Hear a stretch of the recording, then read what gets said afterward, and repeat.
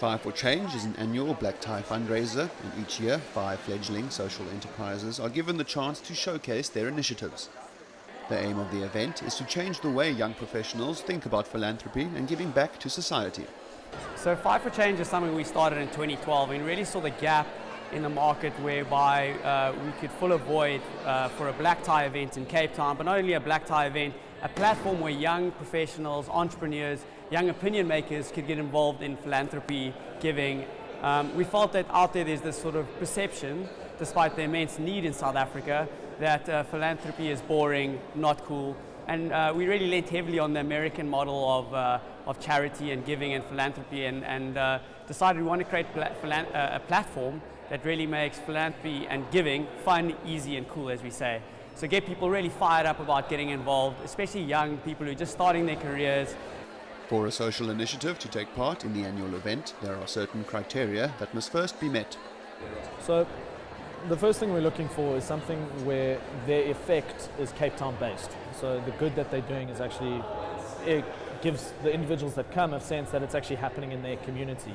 We're not as strict looking for specifically an NGO. We call them social beneficiaries, enterprises that do good. It's very difficult to run something sustainable that doesn't look to make profit. So we don't really draw that line. We're happy whatever they are, as long as they're Cape Town based, specifically young people that have started it, young inspiring people, and then we make sure that they have the potential for being sustainable. We don't want someone who's too established just yet, like the Red Cross, for instance. We want small guys that need a leg up. Last year's event raised over 50,000 rand, and all proceeds are split evenly amongst the 5 initiatives. What happens is we have the 5 beneficiaries. We have several means of raising money. We have an auction where we have phenomenal items that are generally worth about 15,000 rand. We have a raffle which has over 40,000 rand worth of prizes. And all of the monies from that and any other donations go directly to the initiatives themselves. Any profits from the night, from the entry and from the bar also go to the initiatives. We'd hope to double what we did last year, so we're aiming for about 100,000 rand. This year's 5 beneficiaries are spread over a broad spectrum so that guests are able to find an initiative they can identify with. This year our sporting one is called Waves for Change. Guys using surfing as the medium to educate youths about HIV awareness. The second one then is called Seesaw Do.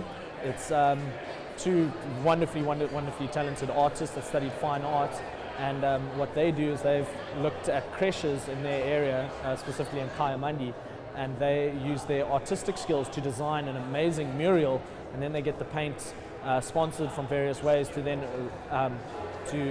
to uplift the look and feel of the creche that those kids attend. There's a guy called Sizwe Nzima. He runs the Yeza Express. Very interesting guy, very driven, very young and inspiring.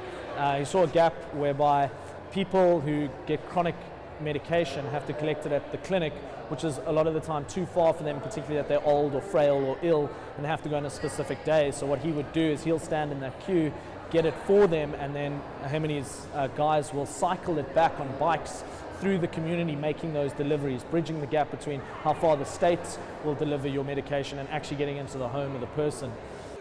Sizwe Nzima, the founder of Yeza Express, is a 21-year-old entrepreneur from Kailicha who saw the need for a medicine delivery service for patients living in townships. How did the idea come about? I've been collecting medication for my grandma for more than 3 years, for my grandparents, because I live with my grandparents. So I grew up with my grandparents. My mother lives in Joburg. So for me, it was a personal experience. It was a problem that I was experiencing. And then one day I thought about, this is the problem that I'm experiencing, and I've been experiencing it for years. How about I come up with an idea that's not only going to solve my problem, that's going to solve many people's problems out there.